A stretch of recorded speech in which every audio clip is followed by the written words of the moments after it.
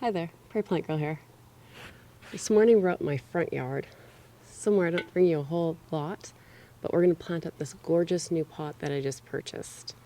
I've been looking for something that I thought would give some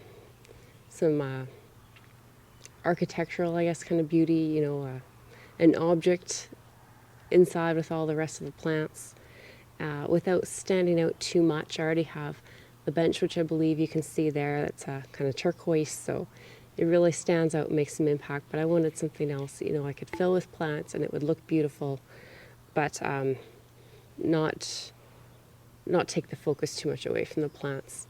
So I found this gorgeous pot, has nice kind of dimpling around the sides. It's a good thick pot. It's a heavy pot. It's clay or ceramic or something. It's frost resistant. This won't be able to stay outside for the winter, so I'll have to be taking this indoors. But I thought it would be really pretty to have here in this place. I've had a flat stone set here for several years, waiting to find just the right piece to set here, and I'm hoping this winds up to be it. So far I'm liking it. So what I'm going to plant in here is a dahlia with a lot of beautiful plants surrounding it. They're just sitting on the bench there, so let's take you in for a closer look and we'll look at the plants that are going to go in here. So I have a gorgeous selection of plants here. I'm really excited to get this planted. The centerpiece, the star of the show, is going to be this dahlia. I ordered this dahlia this winter, and when it arrived early, well, when was it? Well, late May, I guess. They can't ship anything out to me until danger of hard frosts are pretty much gone. But as soon as I got it, I planted it up in this pot because it came as just a bare tuber, and it's been growing ever since. And I'm really excited to get it into a nice large container and see it happen. This is a Boom Boom White Dahlia. This is a large kind of ball flower type dahlia.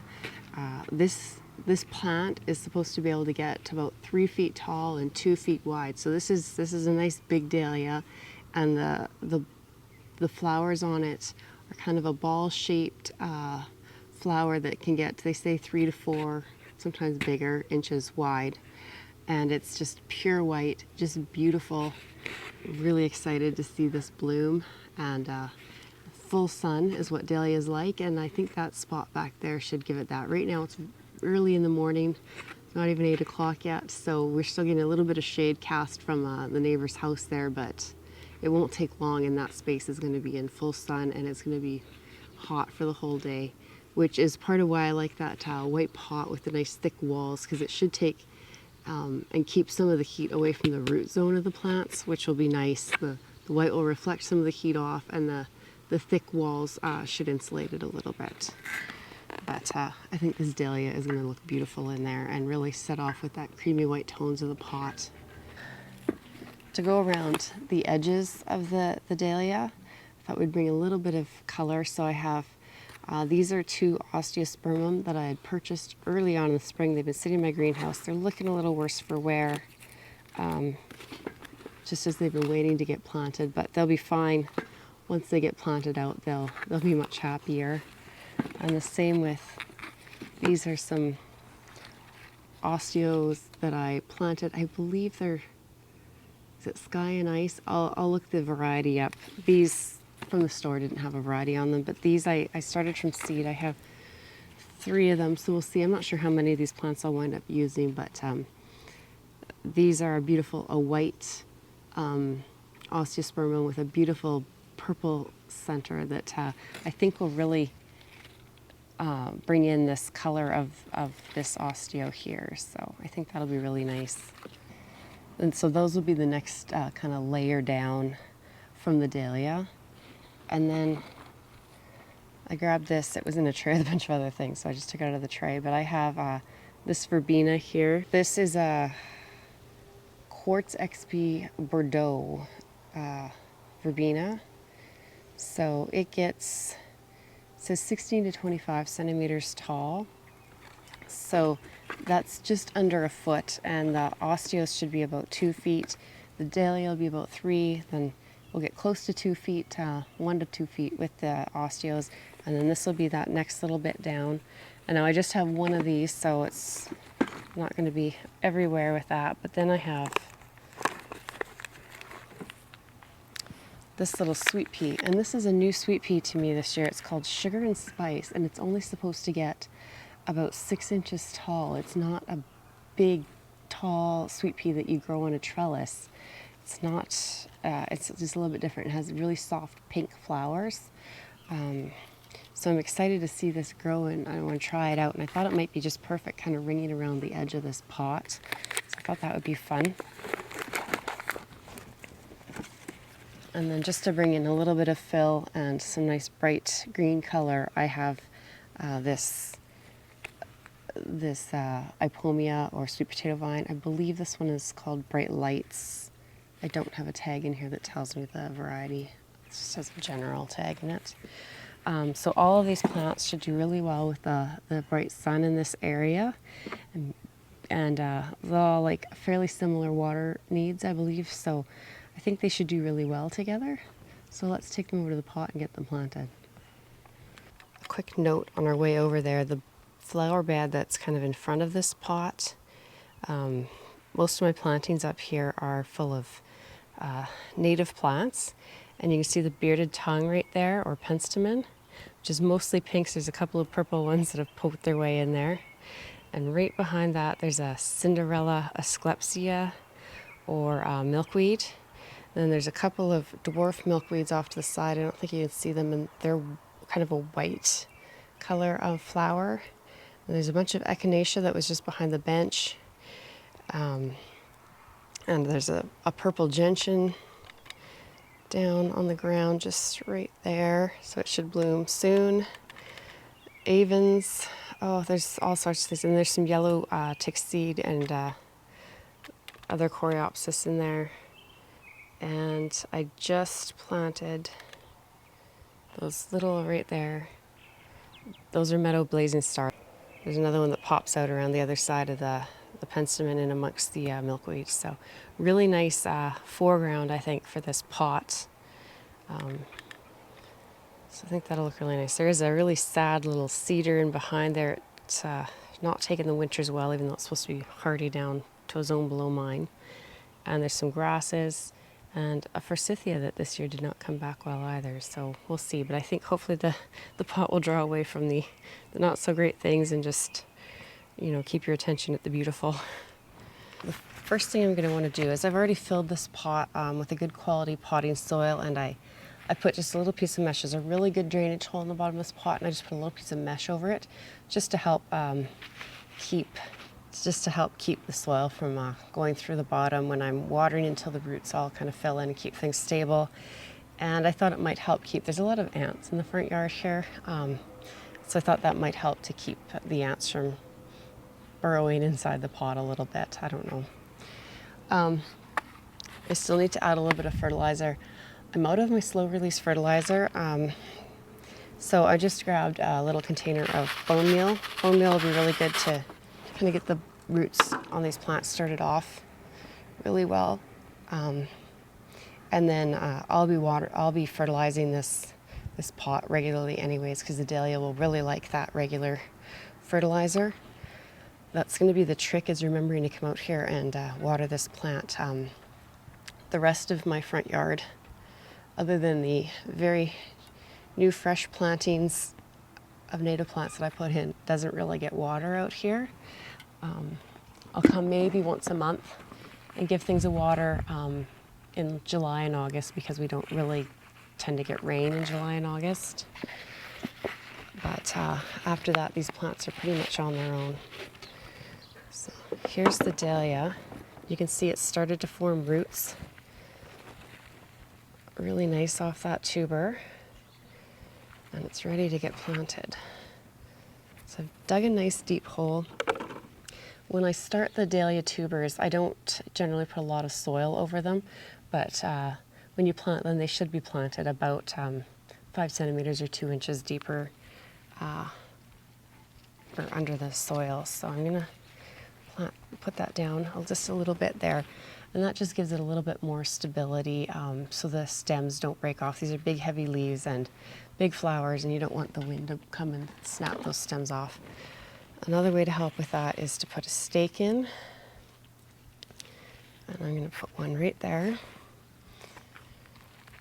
and just tie it off.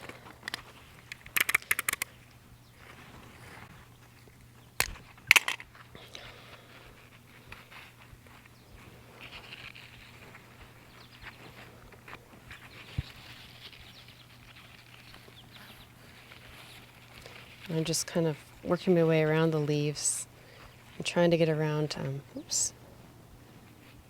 some of the main stems here of the dahlia.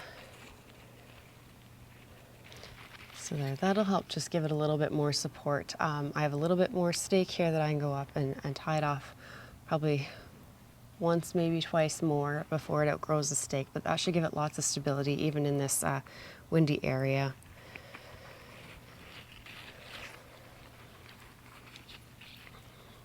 So now I don't have a complete plan for how I'm going to place these plants, so I'm just going to kind of play around with them a little bit, and then we'll get the rest of them planted.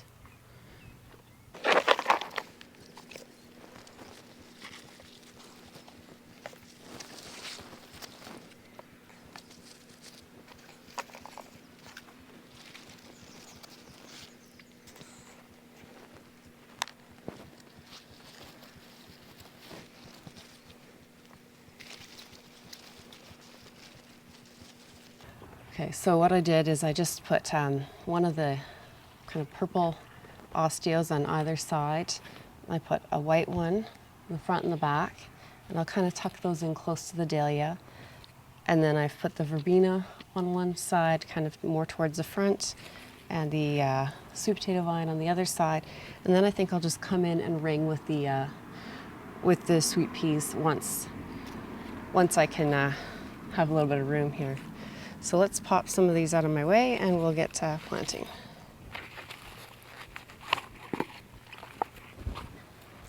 I'm tucking this osteo right up against this stake here, so it shouldn't be quite so obvious that it's here. Help disguise it a little bit.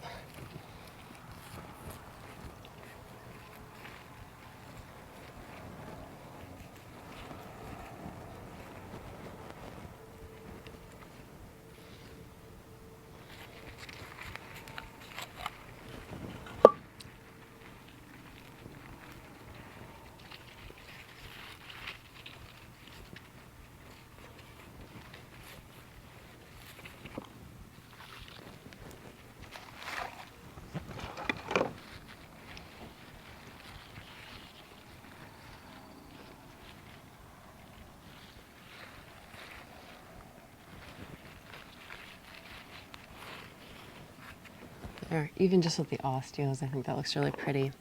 It's osteospermum. I don't know if I said that. That's what the full name of these plants is. And they grow up really nicely, and you can come along. I like to deadhead them because I don't know, I compulsively deadhead things, but you don't really need to. They'll continue to flower nicely, even if you don't. So let's pop this verbena in here.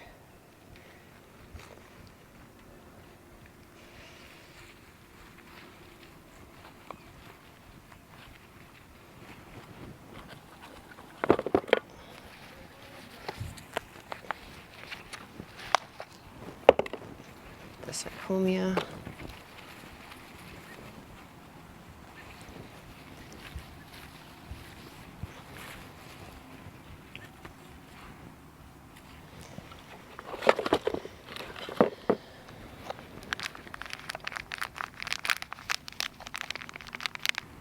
The sugar and spice sweet peas. I started these from seed, I think a month ago, and you can see the really nice roots they have on them now.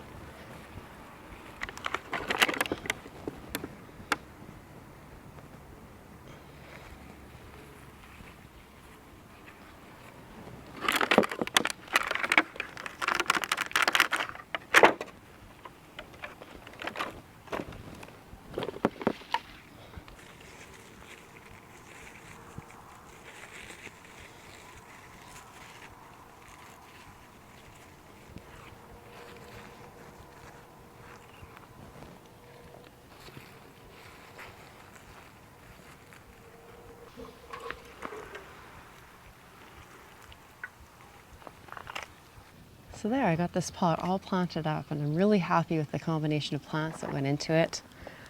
I have a few plants in here I've never tried before, like the Boom Boom White Dahlia and this sugar and spice sweet peas. I'm really excited to see how this all works together and turns out, but I think this color combination is going to be stunning, especially behind the Cinderella Asclepsia and the penstemon. So I'm really excited to see this all come together and grow.